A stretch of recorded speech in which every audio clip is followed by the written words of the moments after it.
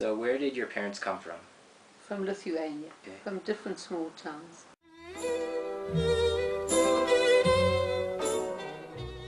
What was Jewish life like in Lithuania? Very hard. Was there anti-Semitism? A lot of anti-Semitism and a lot of pogroms. The place where they lived was mainly a Jewish place, like a shtetl. Okay. They lived in the shtetl. Okay. And I think when they lived in the shtetl, they were happy with their life. Yeah. You know, they were very religious, they had very great Jewish tradition, and they were happy with their lives.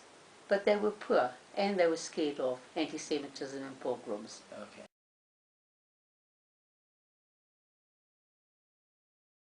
Actually, what happened to my father, he was caught in a pogrom, and his whole family were running away from these people who were attacking them, and they left him behind.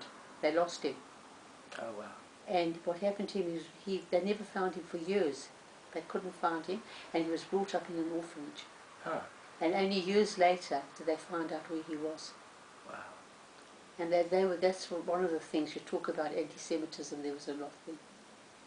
Okay, so I guess that was one of the reasons that made them leave. Yes, yes, definitely. Yes. Okay. But I know my father trained as a tailor, and my mother, I'm not quite sure what she did, probably a housewife. Okay.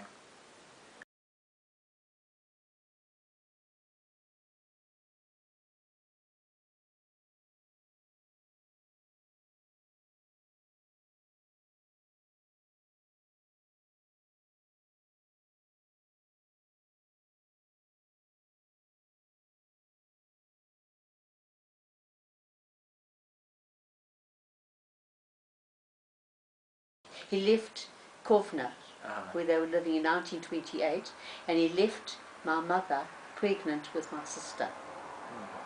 So he left, and she came out in 1929, and my sister then was about 18 months old. Okay. So it took him about, like, you can say about a year and a half to get enough money to bring her out. Well, my mother left 9 brothers behind. Okay. And she was going to bring them out, but there wasn't enough money to bring them out. And my father left a sister behind, and she never came out. And my father, when he came out with his mother and his one sister. The 3 of them came out together.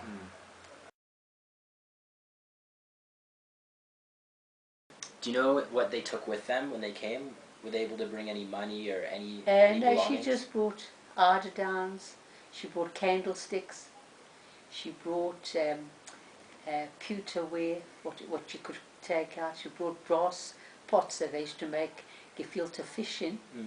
And she brought those things out, what she could. She didn't bring out too much. She didn't bring out. And money, I don't think they had much money to bring out.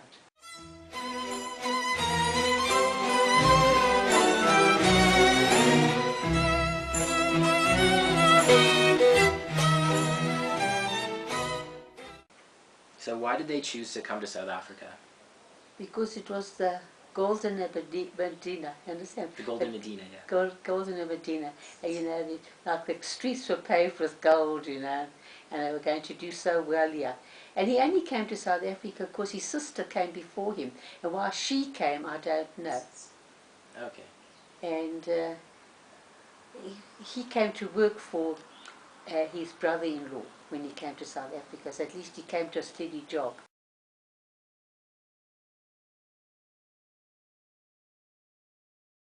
Do you know how they came across, what transport they used to come?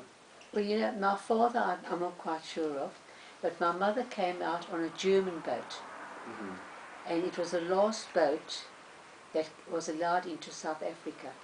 And only women and children were allowed on that boat. And only if they had their husbands in South Africa. So she got lucky. So she got lucky. So she came out in that last boat. And she actually said that the Germans were so kind to them that she couldn't understand how they could turn to the Holocaust years later. She says they looked after them on that boat and they were very kind to them.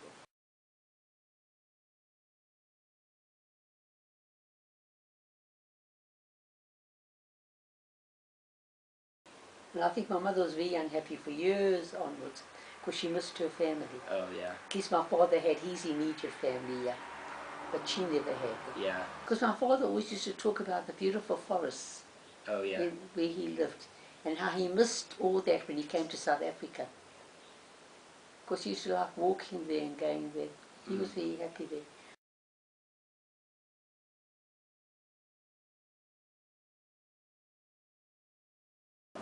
During the war years, like from 1940 to 1945, the people living in South Africa were not aware of the Holocaust or what was happening.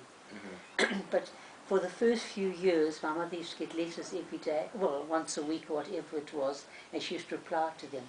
Then closer to 1945, the letters stopped coming, and there was no more mail. And then the news started coming out that this one had been killed, and this one had been killed, and none of them had survived. Because then she started looking for her family, and she went through the Red Cross, and we were told that one brother did survive, a brother called Louis. I've never forgotten that. And somebody actually saw him walking out of a concentration camp, but he was never found. We never found him. It might have just been a rumour. But she never actually knew what happened to her family. But we all know they were probably taken into the forests and they were shot. That's probably what happened to them. Yeah. And it was the most terrible time. I at that stage was then 11. And my mother was always sort of a very cheerful person, and she used to sing to herself, and she was quite a happy person until all this happened. And as she said, when she came out on this boat, this German boat, she says the Germans were so good to them. How could they have done what they did afterwards? Yeah. She couldn't understand.